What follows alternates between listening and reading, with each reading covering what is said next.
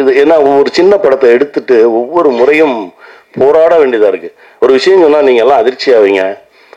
அப்பான்னு ஒரு படம் இப்ப வரைக்கும் எனக்கு அது என்ன பண்ணுச்சுன்ற கணக்கே தெரியாது, கணக்கே வரல, கொடுக்கல. இப்படிதான் இருக்கு.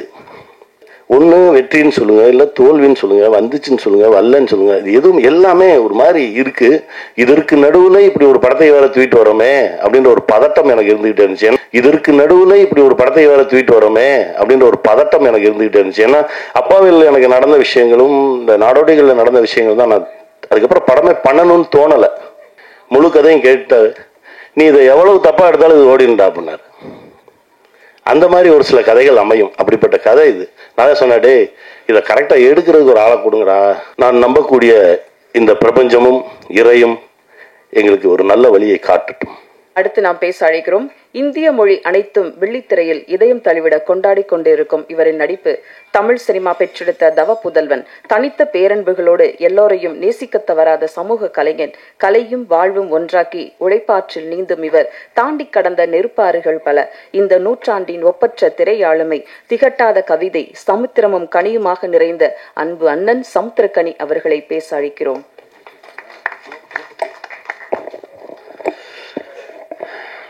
இறைவனுக்கு நன்றி. ரொம்ப நெகிழ்வான ஒரு தருணம். அப்பா பற்றி பேசினா மட்டும் ஆஃப் ஆயிடுறது. எப்போவுமே பரபரப்பாக சுற்றிட்டு இருப்போம். யார் வந்து கேட்டாலும் இது இல்லை அது இல்லைன்னு சொல்லிட்டு இருப்போம். அப்பா கதைண்ணே அப்படின்னா, அப்பா கதையா சரிங்க ஒரு வாட்டி கேட்டுருவோமே அப்படின்னு சொல்லி கேட்டு உடனடியாக அதுக்குள்ளே போயிடுறது. ஏன்னா ஒவ்வொரு தகப்பனும் ஒரு சகாப்தம். ஏன்னா 4 கதை தான் நடிச்சிருக்கீங்க, 5 கதை தான் நடிச்சேன். நான் அப்பாவை 10 படம் பண்ணிட்டேன். 10ம் வேற வேற, இந்த அப்பாவும் வேற. இந்த மாதிரி ஒரு அப்பா படம் பண்றேன்டா அப்படின்னு சொல்லி பாண்டிகிட்ட சொல்றேன். நான் சொல்றேன், நம்ம அப்பா கதை எழுதி தந்துடுறேன், எடுத்துறியா அப்படின்னா.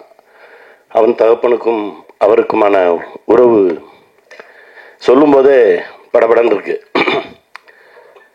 பசங்க முடிச்சுட்டு ஒரு ஒர்க் நடந்துட்டு இருக்கு. திடீர்னு ஒரு நாள் சொல்றான், அப்பாவை காணோனே, எங்கே போயிட்டாருன்னு தெரியல, அப்பாவை போய் தேடி நான் கூட்டிட்டு வரேன் அப்படின்னு சொல்லி கிளம்பி போய் ஒரு வாரம் அப்பாவை தேடினேன். இந்த மாதிரி தன்ராஜ் இருக்கானே, தகப்பனும் இல்லை தாயும் இல்லை. ஒரு பெரிய வலி. என் தகப்பன் என்னோட இருந்திருந்தால் நான் என்னெல்லாம் செஞ்சிருப்பேன். எனக்கு 5 வயசு இருக்கும்போது அப்பா இறந்துட்டாரு. அப்புறம் அம்மா போறான்னா, அம்மாவும் இறந்துருச்சு. நானா கர்ணம் போட்டு கையை ஊண்டி தான் எந்திரிச்சு வந்து நிற்கிறேன் அப்படின்னு சொல்கிறேன். தம்பி சூரிய எடுத்துங்க, அற்புதமான தகப்பன். அந்த தகப்பன் இப்படி ஒவ்வொரு தகப்பனும் ஒரு சகாப்தம். அதனால மட்டும்தான் அந்த அப்பா அப்படின்னாலே என்னமோ ஒன்று நடக்கும், ஒரு வேதியியல் மாற்றம் நடக்கும். சரி வாங்க உடனே ஆரம்பிச்சிடலாம், எடுத்துடலாம் அப்படின்னு சொல்லி ஓடி ஓடி எடுக்கிறது. ரொம்ப சந்தோஷமா இருந்தது தன்ராஜோடு பயணப்பட்டது. இவன் என்ன எடுக்க போகிறான் அதெல்லாம் தெரியவே தெரியாது எனக்கு. எப்பவுமே நான் எப்படி நம்புவேன் அப்படின்னா, இன்னசென்ட்டாக எதுவுமே தெரியாது எனக்கு அப்படின்னு நிற்கிறவன் எடுத்துருவான். நீங்கள் கவனித்து பார்த்தீங்கன்னா தெரியும். நீச்சலே தெரியாதவனை தூக்கி தண்ணிக்குள்ளே போட்டிங்கன்னு வச்சுக்கோங்களேன், அவன் பாட்டுக்கு அடித்து வந்துடுவான். ஏதோ ஒன்று பண்ணுவான், வெளியே வந்துடுவான். ஆனால் நான் கையை எப்படி வச்சுக்குவேன், காலை எப்படி வச்சுக்குவேன், நேற்று யூடியூப்பில் பார்த்தேன் நீந்துவது எப்படி இப்படின்னு ரொம்ப பேசுகிறான் பாருங்க. ரொம்ப ஆராய்ச்சி பண்ணிட்டு உள்ளே போகிறவன் அவனும் போய் நம்மளை இழுத்து உள்ளே விட்டுறான். அதனால் எளிமையாக வெறும் நம்பிக்கையை மட்டும் சுமந்துட்டு வரவங்களோட பின்னாடியே போயிடுறது. அவங்க ஒன்று எடுப்பாங்க. அப்படி தான் எடுத்திருக்கான். ரொம்ப சிறப்பாக வந்திருக்கு இந்த படைப்பு. இந்த படம் பண்ணும்போது, அதாவது டான் டப்பிங்கில் சொன்னேன், என்னால் டப்பிங் பேச முடியல, எனக்கு நெஞ்செல்லாம் வலிக்குதுடா தம்பி அப்படின்னு சொல்லி அந்த இயக்குனர்கிட்ட சொன்னேன். அதற்கு பிறகு இந்த படைப்பில் அப்படிதான் பேச முடியல. நிறைய இடத்துல என்னோட தகப்பன் வந்துடுறாரு, அவனோட தகப்பன் வந்துடுறாரு. ஏதோ ஒன்று வந்து நம்மளை ஒரு மாதிரி பிசைஞ்சு எடுத்து நம்ம கிட்ட இருந்து ஒரு நல்ல விஷயத்தை கொண்டு வந்து சமூகத்துக்கு வைக்கணும் அப்படின்றதான். ஏன்னா புரிஞ்சிக்கவே முடியாத ஒரு சொந்தம் வந்து அப்பா பையன். நிறைய தகப்பன்கள் என்கிட்ட வந்து பேசியிருக்காங்க. 10-20 நாளைக்கு முன்னாடி சிவகாசி பக்கத்துலேருந்து போனானே, என் பையன்கிட்ட பேசுங்கண்ணே, என் பையன் தப்பான வழியில் போயிடுவானோ நான் பயந்துக்கிட்டு இருக்கேனே, எனக்கு தினமும் வீட்டில் ஒரே சண்டைண்ணே, நான் அவனை அடிக்கிறேனே, அவன் கோச்சிட்டு போயிடுறானே, அவனு என்னங்க பண்ணான்னு ஃபோனில் கேமாக ஆடிக்கிட்டு இருக்கானே, சரி ஆடிட்டு போட்டு விட அப்படின்னு. ஐயோ கெட்டு போயிட்டானா, சரி பையன்கிட்ட கூடு அப்படின்னா. அவன் அங்கிள் எனக்கு வந்து ரோபோட்டிக் ரொம்ப பிடிக்கும், நான் ஒரு கேமை தயாரிக்கலாம், நானே கிரியேட் பண்ணலான்னு நினைக்கிறேன், அது இவங்ககிட்ட சொன்னால் புரிய மாட்டேங்குது, என்னை எதுக்கு எடுத்தாலும் அடிக்கிறாங்க அப்படின்னா, திரும்ப உங்கள் அப்பாட்ட விடு, இங்கே சரி பண்ணப்பட வேண்டியது அப்பைங்க தான் அப்படின்னு சொல்லி அவர்கிட்ட 10 நிமிஷம் பேசணும். அவன் என்னமோ உன்னை செய்யணும்னு நினைக்கிறான், அவனை விட, உன்னோட அறிவெல்லாம் போய் அவன் மண்டையில திணிக்கிற அப்படின்னு சொல்லி இங்கே தான் பேச வேண்டியதாக இருந்தது. ஏன்னா எல்லோரும் அவர்கள் இடத்தில் மிகச் சரியாக இருக்கிறார்கள். இதுவாகணும்னு இவங்க முடிவு பண்ணுறதும், நான் சொல்கிறத கேளுன்னு அவங்க முடிவு பண்ணுறதும் தான் இங்கே சிக்கலாக இருக்கு அப்படின்னு பார்க்கும்போது, ஒவ்வொரு தகப்பனுக்கும் மகனுக்கும் உள்ள இருக்க உறவே அது வேற மாதிரி இருக்கு. தேடி தேடி தேடி தேடி இந்த விஷயத்தை சொல்லலாம். இது வரைக்கும் ஒரு 10 பண்ணியிருக்கோம் அப்படின்னா இன்னும் ஒரு 15-20 பண்ணலாம் அப்பாவா. அவ்வளவு விஷயங்கள் இருக்கு. அப்புறம் எங்கள் அண்ணன் தம்பிராம அண்ணன் வந்து என்னை தாண்டி அப்பாவை சுமக்கக்கூடிய ஒரு மனிதர். நான் ரொம்ப ரசித்து எழுதுவேன். நானும் அண்ணனும் சேர்ந்து ஒரு 10 படம் பண்ணுவோனே அப்படின்னு சொல்லி பேசணும். 5 முடிச்சிட்டோம். ஒவ்வொரு படத்துலையும் ஒவ்வொரு மாதிரி.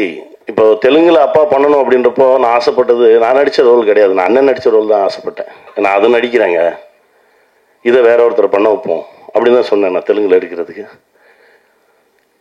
அப்படி ஒரு ஆத்மாவோடு பயணப்படுறது வந்து, அதாவது என்னன்னா, சாட்டைன்னு ஒரு படம் ரிலீஸ் ஆயிடுச்சு. முதல் ஷோ பார்க்குறோம். இந்த இப்போ தண்டராஜ் டீசர் போயிட்டு இருக்கும்போது என் கையை பிடிச்சி நிற்கிறான், கிட்டு ஆடுறான். இருடா ஒன்றும் இல்லடா, எல்லாம் கரெக்டாக வந்துடா. ஏன்னா 10 நிமிஷம் முன்னாடி வரைக்கும் டீசர் ஓப்பனே ஆகலை.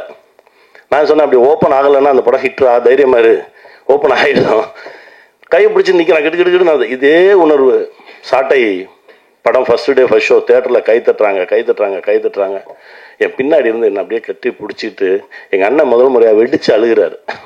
என்னண்ணே அப்படின்னு, நமக்கெல்லாம் யாரா இருந்தா, நம்மளா வந்தோம், நம்மளா விழுந்தோம், நம்மளா புரண்டோம், நம்மளா எழுந்தோம், இப்போ நிற்கிறோம், நம்மளையும் பார்த்து கை தட்டுறாங்க, நம்ம ஒரு நல்ல தளத்தில் தான் நின்றுட்டு இருக்கோம், இந்த இடத்த விட்டுறக்கூடாது தம்பி. அண்ணன் அப்படின்னா அவர் தான். இந்த உலகத்தில் எந்த டாபிக் வேணாலும் பேசலாம் எங்கள் அண்ணன்ட்ட. கலையா, இலக்கியமா, அரசியலா, பொருளாதாரமா, எது வேணாலும் பேசலாம். அப்படி வச்சிருப்பார். அந்த சக்தி ஒரு முறை பேசினா போதும், தம்பி அப்படின்னு எடுத்தாருன்னா அப்படி போகும், கூட்டிட்டு போகும். அந்த மாதிரி ஒரு அண்ணன் அவருங்க வந்திருக்கிறது எனக்கு ரொம்ப மகிழ்ச்சிண்ணே. இந்த அன்பு காலத்துக்கும் இருக்குண்ணே. என் சுவாசம் இருக்கும் வரை உங்களுக்கு தம்பியாகவே இருப்பேண்ணே. நன்றிண்ணே. தம்பி பாண்டியை பற்றி பாண்டி சொன்னது தான், அவர் சொன்னது நான் திரும்ப சொல்கிற மாதிரி இருக்கும், அவ்வளோதான். தம்பி பேரன்பானவன். 2 ஆண்டுகளாக அவர் படம் பண்ணலன்றது அவரை விட எனக்கு தான் கோவம். ஒவ்வொரு முறை பார்க்கும்போது சண்டை போட்டுக்கிட்டே இருப்பேன். அவர் அதுக்கு பதில் சொல்லிக்கிட்டே இருப்பார். ஏன்னா அவன் சொல்கிறதுக்கு சொல்லுவேன், ஆரம்பிச்சிருங்கடா, இயங்கிக்கிட்டே இருக்கணும், ஓடிக்கிட்டே இருக்கணும்டா அப்படின்னு சொல்லி பிடிச்சி இப்போ ஆரம்பிச்சிருவாரு.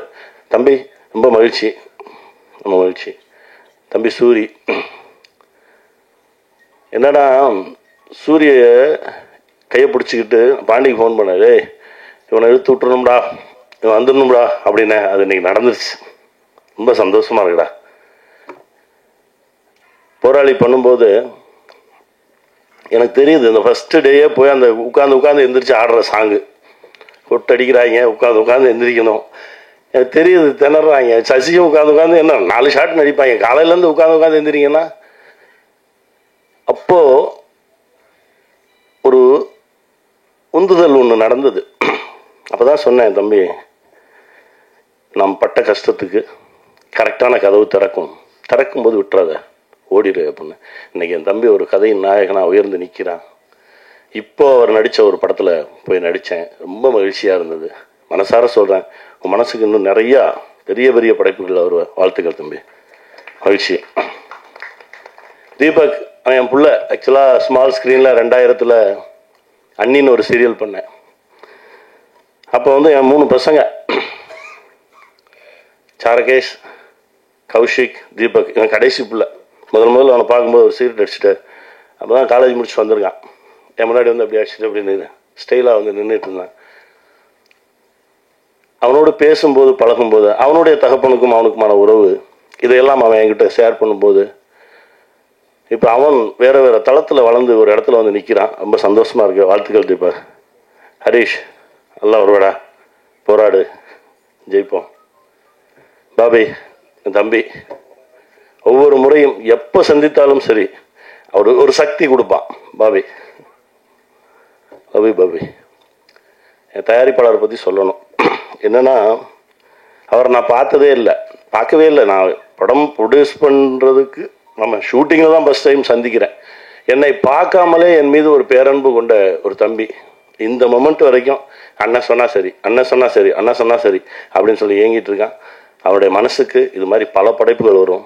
அண்ணா இந்த படத்தை தமிழில் நாடோடிகளில் ரிலீஸ் பண்ணுவோன்னே அப்படின்னு சொல்லி என்கிட்ட கேட்காமலே வெளியில் வந்து பார்த்தா நாடோடிகள் வேற போட்டிருக்காங்க. என்னடா இது நடக்குது அப்படின்னா, இல்லைண்ணா இது உங்கள் படம்ண்ணே, நீங்கள் வச்சுக்கோங்கண்ணே, நீங்கள் தமிழில் நாடோடிகளில் ரிலீஸ் பண்ணுங்கண்ணே அப்படின்னு சொன்ன தம்பி எந்த விதமான கணக்கு வழக்குகளெல்லாம் கிடையாது. இது அதையும் தாண்டி ஒரு மாபெரும் உறவோடு வந்திருக்கான். வாழ்த்துக்கள் பிருத்திவி, வாழ்த்துக்கள். அப்புறம் என் மாப்பிள்ளை லைட்டு போட்டிருப்பான். காலையில் வந்தவொடனே நான் வரதுக்கு முன்னாடியே போய் ரெடி பண்ணேன். இங்கே வைக்கவா, இங்கே வச்சா அவன் திட்டுவானா, இங்கே வச்சா திட்டுவானா. நான் வந்து போய் பார்ப்பேன். பார்த்துட்டு எனக்கு அந்த லைட்டு பிடிக்கல அப்படின்னா, பிடிக்கலன்ட்டானா அதை ஆஃப் பண்ணிடுங்க பாருங்க, எனக்கு இது பிடிக்கல, அப்போ அதை எடுத்துரு, உனக்கு என்ன பிடிக்குதோ அதை எடுப்பேன்டா அப்படின்னு சொல்லி என் கூடவே ட்ராவல் பண்ணிட்டு இருக்கக்கூடிய மாப்பிள்ளை 18 நாளில் எடுத்தோம். அந்த வினோதை சித்தம்னு சொன்னால் யாருமே நம்ப மாட்டாங்க. அப்படி ஒரு உழைப்பாளி. அவனும் என் பக்கத்தில் இருக்கணும்னு ஆசைப்பட்டேன். நிற்கிறான். தண்டராஜ் முதல்ல வேற ஒரு டைரக்டரை கூப்பிட்டு வந்தாங்க. அண்ணே இவர் தானே டைரக்ட் பண்ணுவார் அப்படின்னு. சரி, கதை நல்லா இருக்கு, கதையை கெடுக்காம எடுத்துறதுக்கு ஒரு ஆள் வேணும், அவ்வளோதான். ஏன்னா ஒரு சில கதைகளை எடுக்கிறவங்க நினைச்சு என்னதான் தப்பா எடுத்தாலும் அந்த கதை ஓடிடும். நாடோடிகள் கதையை போய் நான் பஞ்சர்நாச்சல் அப்பாட்ட சொல்றேன். முழு கதையும் கேட்டு நீ இதை எவ்வளவு தப்பா எடுத்தாலும் இது ஓடிண்டா அப்படின்னாரு. அந்த மாதிரி ஒரு சில கதைகள் அமையும். அப்படிப்பட்ட கதை இது. நான் சொன்னேன், டே இதை கரெக்டாக எடுக்கிறதுக்கு ஒரு ஆளை கொடுங்கடா, அது போதும் அப்படின்னா, திரும்ப ஒரு 15 நாள் 20 நாள் கழிச்சு எனக்கு ஒரு மெசேஜ் பயந்துட்டேன். அண்ணே இந்த மாதிரி பிரச்சனையாக இருக்கு, என்ன செய்ய அப்படின்னு. அப்போ நீயே எடுத்துரு, நீயே டைரக்ட் பண்ண. அண்ணா நிஜமாக சொல்கிறீங்க, எடுறா பார்த்துக்கலாம். இன்னைக்கு டைரக்டராக வந்து நிற்கிறான். ஒவ்வொரு ஷாட்டும் அவ்வளவு தெளிவாக, அவ்வளவு கிளீனாக, கடைசி டப்பிங் பேசுகிற வரைக்கும். போன படத்தில் நீங்கள் விமானம் படத்தில் வந்து கொஞ்சம் டப்பிங் கிராமர் மிஸ்டேக் இருந்தது. இதில் கிராமர் மிஸ்டேக்கே இல்லாமல் நீங்கள் டப்பிங் பேசினீங்கன்னு இருக்கணும். எனக்கு கூட கொஞ்சம் டைம் கொடுங்க, இன்னொரு 1 டே கொடுங்க அப்படின்னு சொல்லி என்னை உட்கார வச்சு முழுக்க எந்த விதமான இலக்கண பிழையும் இல்லாமல் எடுத்தாரு. ரொம்ப நன்றி தம்பி. இன்னும் நல்லா பெரிய இடத்துக்கு வருவான், நல்லா இருப்பான். எங்கள் அண்ணன் படம் முதல் படத்திலிருந்து வியந்து பார்த்தேன். நம்மளை கூப்பிடவே மாட்டேன்றாரு, இவர் நம்மளை நடிகனாவே ஒத்துக்கலையோ அப்படின்னு சொல்லி பல முறை எங்கள் அண்ணன்ட்ட கேட்டிருக்கேன். ஏன்னா என்னை கூப்பிடவே மாட்டேறீங்க அப்படின்னு. இல்லைடா போடா, வரும்போது வந்தா போடா அப்படின்றாரு. எத்தனை முறை சந்தித்தாலும் நான் வியக்கக்கூடிய ஒரு மனிதர் எங்கள் அண்ணன் பாலாண்ணன். இப்போ அண்ணனோட இயக்கத்தில் வணங்கானில் நடிக்கிறதுக்கு ஒரு வாய்ப்பு கிடைச்சது. அது ஒரு அழகான ஒரு பயணமாக இருந்தது. ரொம்ப சந்தோஷம் எனக்கு அதில். அண்ணன் எங்கேயுமே வரமாட்டாங்க.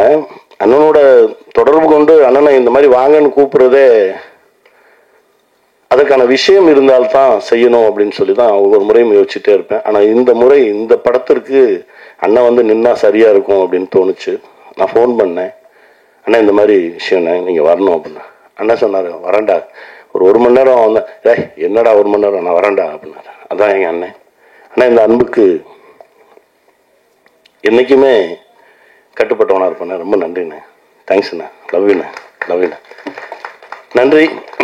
என்னுடைய சொந்தங்கள் அனைவருக்கும் என்னுடைய மனமார்ந்த நன்றி. ஏன்னா இந்த படம் போய் சேரணும், அதுக்கு தான். ஏன்னா இது ஏன்னா ஒவ்வொரு சின்ன படத்தை எடுத்துட்டு ஒவ்வொரு முறையும் போராட வேண்டியதாக இருக்குது. ஒரு விஷயம் சொன்னால் நீங்கள் எல்லாம் அதிர்ச்சி ஆவீங்க. அப்பான்னு ஒரு படம் இப்போ வரைக்கும் எனக்கு அது என்ன பண்ணிச்சுன்ற கணக்கே தெரியாது, கணக்கே வரல, கொடுக்கல, இப்படிதான் இருக்கு. ஏங்க அது என்னங்க பண்ணிச்சு, பண்ணிச்சுங்க, இப்படிதான் இருக்கு. ஸோ ஒரு சின்ன படத்தை கொண்டு போய் சேர்த்து அது என்ன செய்யுது, அது ஜனங்கிட்ட எப்படி ரீச் ஆகுது, ஒன்று வெற்றின்னு சொல்லுங்க, இல்லை தோல்வின்னு சொல்லுங்க, வந்துச்சுன்னு சொல்லுங்க, வரலன்னு சொல்லுங்க, இது எதுவும் எல்லாமே ஒரு மாதிரி இருக்கு. இதற்கு நடுவில் இப்படி ஒரு படத்தை வேற தூக்கிட்டு வரோமே அப்படின்ற ஒரு பதட்டம் எனக்கு இருந்துகிட்டே இருந்துச்சு. ஏன்னா அப்பாவில் எனக்கு நடந்த விஷயங்களும் இந்த நாடோடிகளில் நடந்த விஷயங்கள் தான் நான் அதுக்கப்புறம் படமே பண்ணணும்னு தோணலை. படம் எடுக்கணும் அப்படின்ற ஒரு, ஏன்னா நான் ரொம்ப பேரன்பா படம் எடுக்கணும்னு ஆசைப்படுவேன். இந்த அண்ணனும் நானும் பண்றதுக்கு 4 கதை ரெடியா எழுதி வச்சுட்டேன்.